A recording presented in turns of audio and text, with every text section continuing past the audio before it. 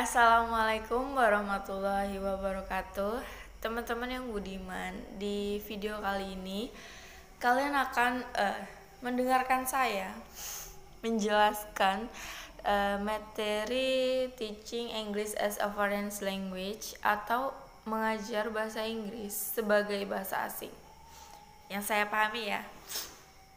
Oke. Apakah kalian tahu apa itu English as a Foreign Language? Teaching English as a Foreign Language atau TEFL adalah pengajaran bahasa Inggris di mana siswa bukan penutur asli bahasa Inggris dan guru juga bisa jadi bukan penutur asli bahasa Inggris.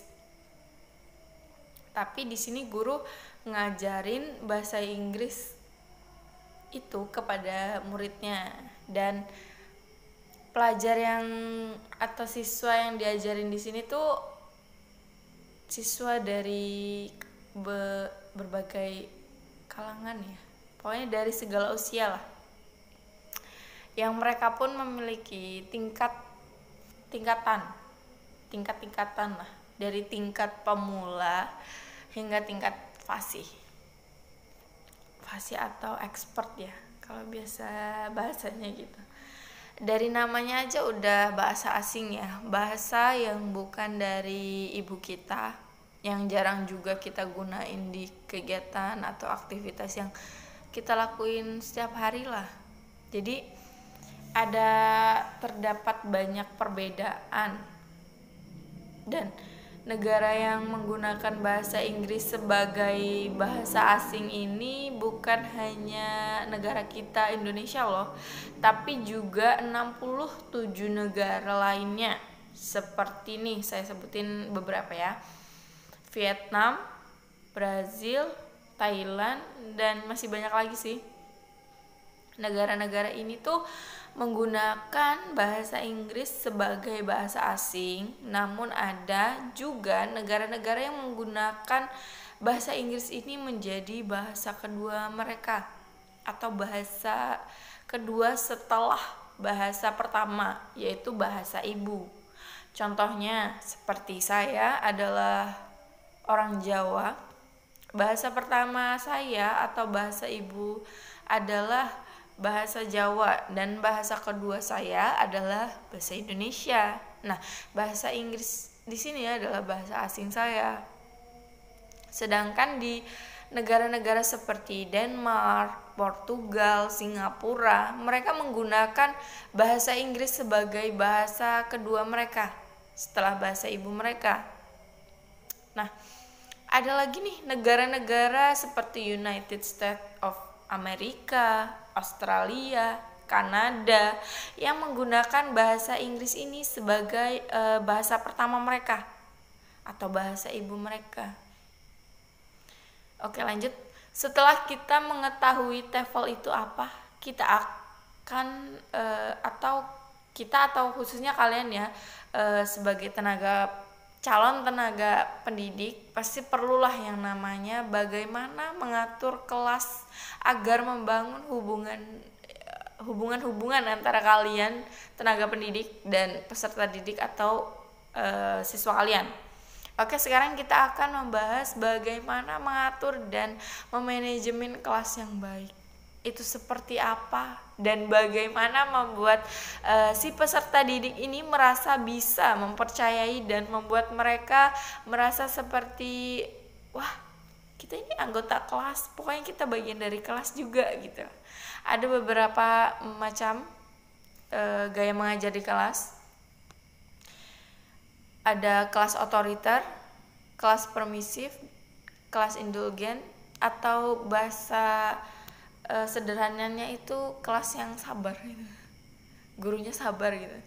Kelas otoriter dari namanya aja udah bisa dibayangin ya, gaya kelas ini tuh adalah seorang guru yang mempunyai atau memiliki kendali yang penuh atas kelas mereka atau tempat mereka mengajar lah. Guru ini menciptakan lingkungan belajar yang sangat terstruktur, yang sangat patuh pada peraturan. Pokoknya harus tunduk, harus nurut aja gitu, dan gak boleh dibantah sedikit pun. Jika dibantah atau ada peserta didik yang ngelawan, akan dihukum berat gitu. Wah, udah kayak latihan militer lah ya. Dan gaya kelas ini tuh memiliki tingkat keterlibatan yang rendah ya sama siswanya. Ya gimana mau terlibat, peserta didiknya takut duluan nah, dan ngerasa terintimidasi pastinya. Dan juga gaya kelas yang mirip otoriter nih ada juga, hampir mirip ya, cuman ini berbeda yaitu authoritative classroom. Authoritative classroom ini meskipun sepertinya sama aja namanya, tapi kelas ini tuh berbeda ya sama kelas otoriter. Guru kelas ini nih memang mempunyai tingkat kontrol yang tinggi juga sama kayak otoriter, tapi guru di sini tuh mempunyai gaya kelas di mana guru berwibawa tegas namun adil. Mereka menerapkan aturan tegas namun masih menghargai masukan dan saran dari siswanya, yang membuat guru ini disegani dan dihormati oleh peserta didiknya. Jadi guru di sini tuh ini ya masih bisa diajak kompromi gitu ya, nggak kayak kelas otoriter gitu yang harus gini, kalau peraturan gini harus gini, enggak, tapi kalau ini enggak. Yang selanjutnya itu manajemen permisif kelas. Di sini guru terkesan baik, lembut, sabar, berwibawa, dan nggak menetapkan aturan hukuman yang ada efek negatifnya loh. Dari nggak menerapkan peraturan itu, peserta didik jadi kayak terlalu banyak kebebasan dan seenaknya aja gitu sama gurunya. Bahasanya tuh seperti ngelunjak gitu ya. Nah, ada juga nih indulgent class, mirip sama permissive class ya. Bedanya tenaga pengajar di sini banyak memanjakan peserta didiknya atau muridnya, dan sangat tinggi juga rasa pedulinya. Tingkat keramahannya juga tinggi. Tapi karena tingkat keramahannya tinggi ini, siswa jadi menganggap guru itu sebagai teman, yang menyebabkan ruang kelas ini menjadi tidak produktif dan sedikit pembelajaran yang terjadi di dalam kelas ini. Nah, kamu mau kelas yang bagaimana nih buat manajemen kelas kamu? Setelah kita membahas apa saja macam manajemen kelas, kita move ke bagaimana menganalisis ruang kelas, apa saja kebutuhan siswa di kelas, bagaimana caranya, dan saya akan menjelaskan beberapa. Ada kuesioner. Ini adalah kegiatan menganalisis menggunakan kertas yang berisi pertanyaan yang intinya apa saja mereka butuhkan di kelas, dan hasilnya jawabannya akan dievaluasi oleh guru.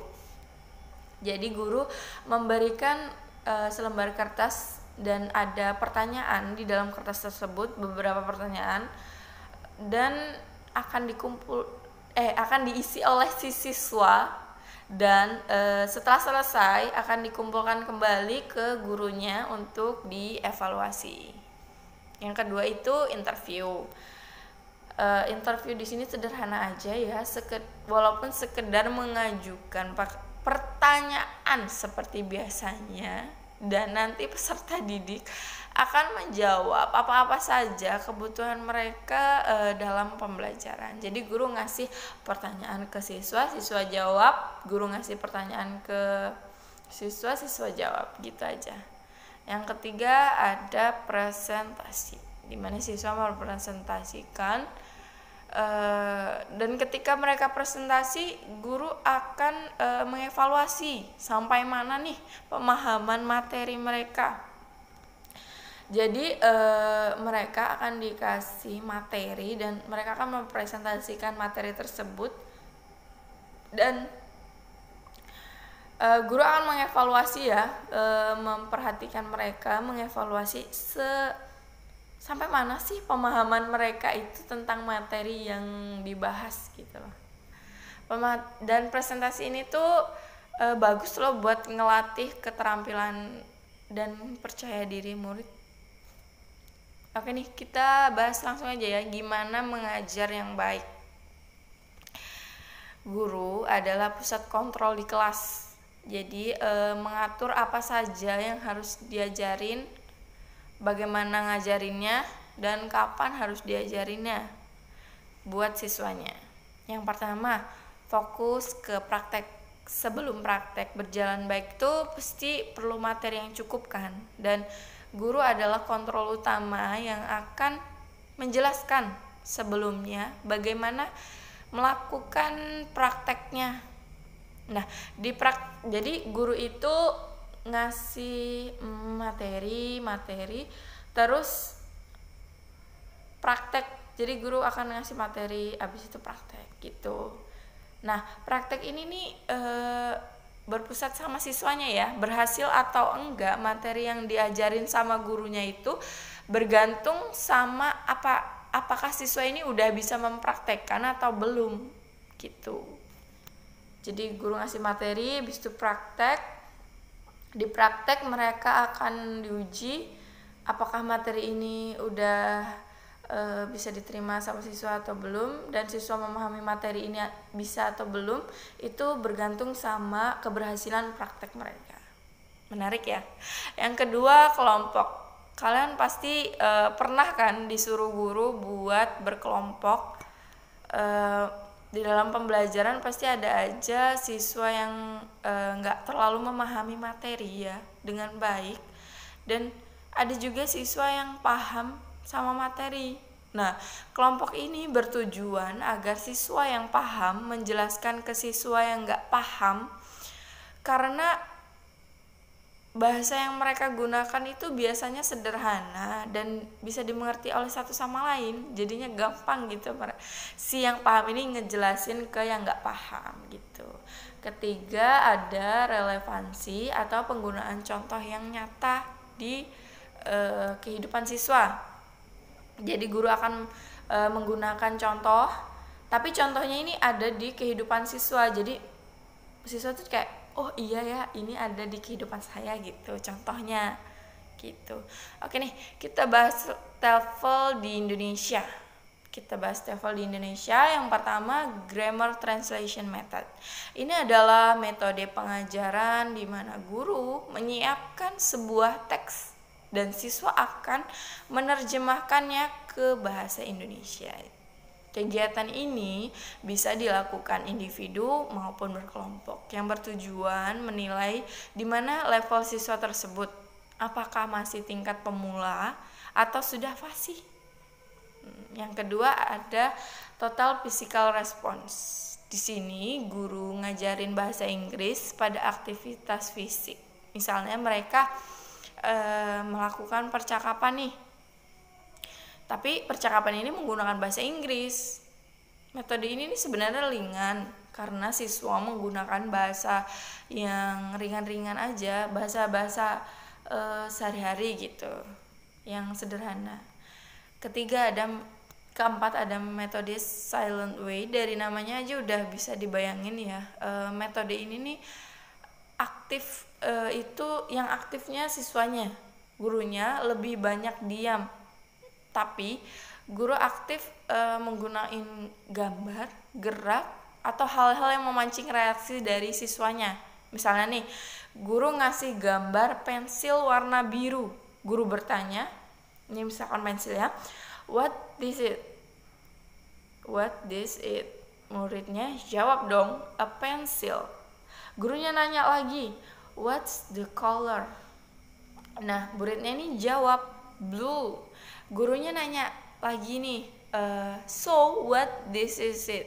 So this is what? Terus muridnya jawab blue pencil gitu. Jadi aktif muridnya gitu ya. Keempat nih ada audiolingua method, atau yang menekankan pada mendengarkan, berbicara, membaca, dan menulis.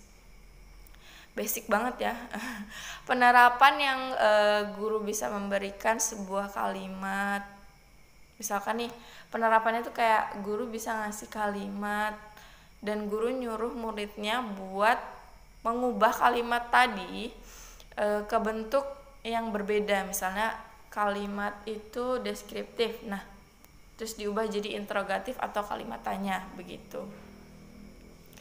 Oke nih, dalam penerapan metode tadi ternyata ada juga nih kasus yang terjadi di Indonesia yang berkaitan dengan pembelajaran bahasa Inggris sebagai bahasa asing. Pertama ada kurangnya motivasi siswa untuk belajar bahasa Inggris. Pasti kalian pernah juga kan ngerasainnya, kayak motivasi kalian tuh jadi males buat belajar bahasa Inggris, kayak gimana sih biar semangat bahasa Inggris gitu. Pernah juga kan ngerasainnya? Gampang nih kalau kalian nemu kasus kayak gini di murid kalian juga, jelasin ke mereka kalau bahasa Inggris itu kan udah jadi bahasa internasional ya.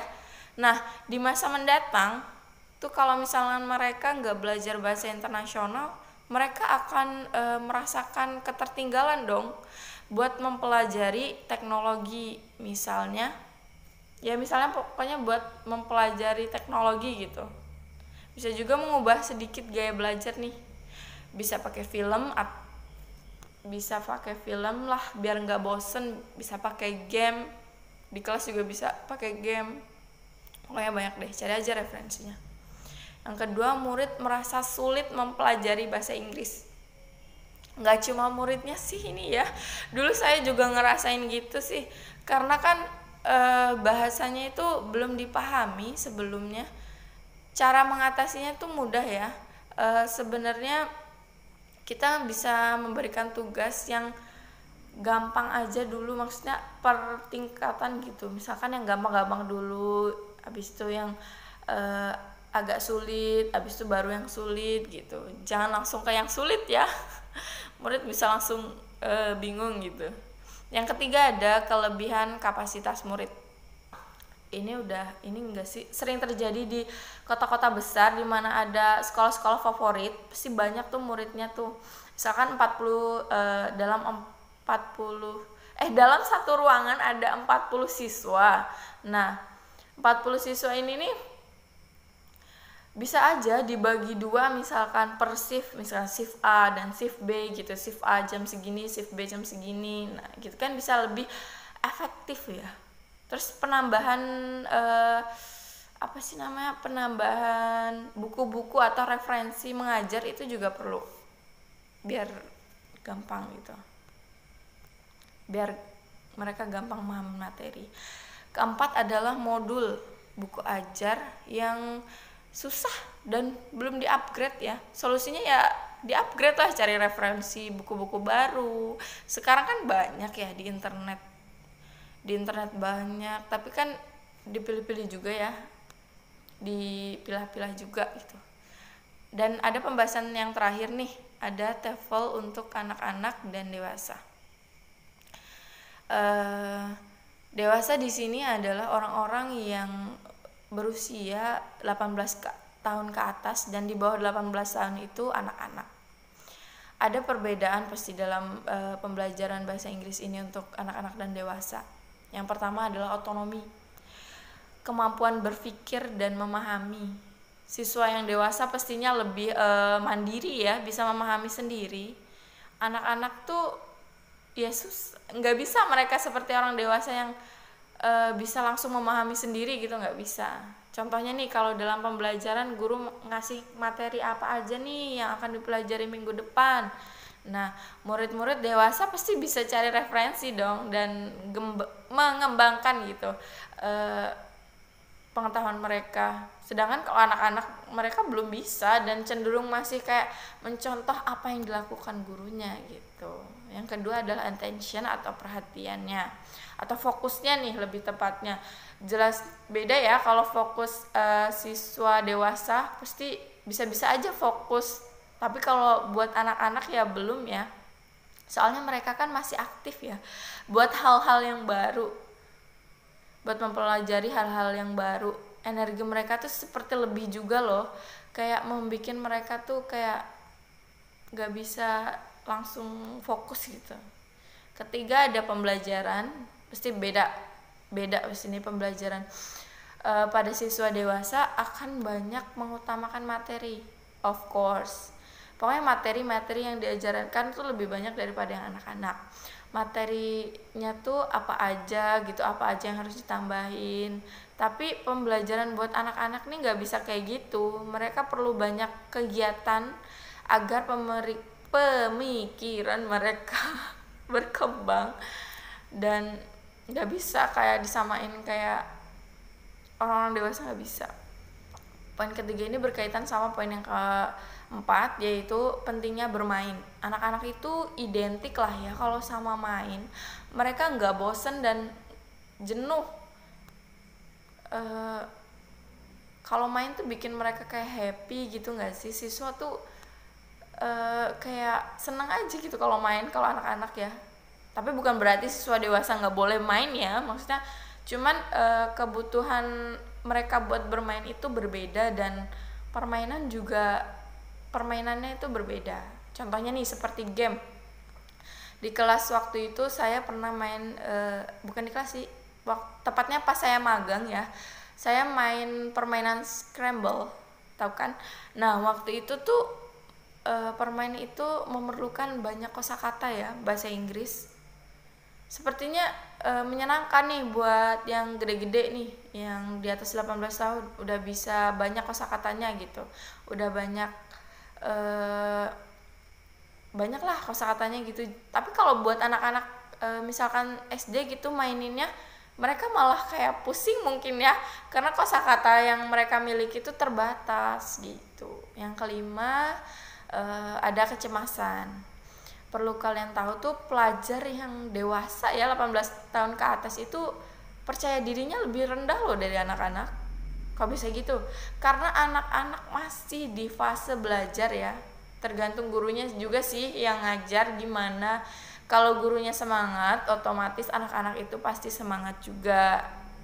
Beda kalau misalkan di pembelajaran dewasa itu mereka kurang kayak percaya diri karena khawatir ya sama dampaknya. Misalkan kalau gak bisa jawab pertanyaan guru tuh takut dinilai kayak teman-teman yang lain tuh jadi nggak pinter lah gitu, dia nggak bisa jawab gitu, pasti nggak dengerin guru jelasin apa gitu, pokoknya segala macam gitulah pokoknya. Yang keenam tuh ada motivasi. Pelajar dewasa itu cenderung banyak nih motivasinya dibandingin anak-anak. Kenapa? Mereka tuh udah bisa berpikir nih, misalkan pelajar yang dewasa tuh belajar TOEFL biar bisa lanjut pendidikan, misalkan keluar negeri gitu ya, mereka akan buat usaha gitu buat itu. Tapi kalau buat anak-anak nih beda ya, kalau mereka nggak bisa ya mereka bosen ya udah gitu, mereka tinggalin aja gitu, nggak yang kayak gebu-gebu kayak pelajar dewasa gitu ya. Yang terakhir ada pengalaman hidup pasti beda ya, anak-anak yang udah sama dewasa pasti beda. Banyak pelajar dewasa yang banyak pengalaman hidupnya, ya iyalah mereka lahir duluan gitu, yang melihat dunia lebih dulu dan belajar apapun duluan gitu. Ngomongin anak-anak, ada nih tips buat ngajarin TOEFL untuk anak-anak, diantaranya pemilihan materi itu harus menarik biar minat mereka buat belajar itu tinggi gitu. Gak mungkin kan anak-anak tertarik baca artikel gitu yang sampai beberapa puluh lembar isi full text gitu. Nah yang kedua ada lagu dan flashcard. Lagu bisa membuat mereka happy pasti. Kalau bisa tuh of course ya, lagunya itu harus berbahasa Inggris supaya kosakata mereka tuh nambah. Nah dan selain itu ada flashcard. Flashcard itu kan identik sama gambar ya. Nah jadi mereka tuh pasti akan tertarik.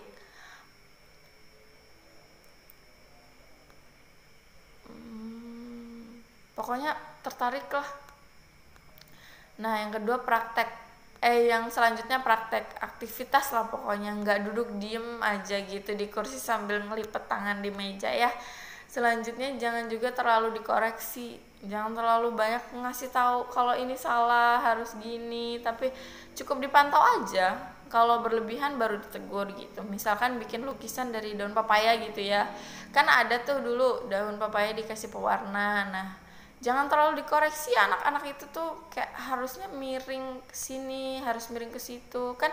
Kalau di kertas putih gitu ya, kalau kertas HVS gitu, harus ngelurusin kertas HVS ini itunya, nempelinnya biar warnanya nggak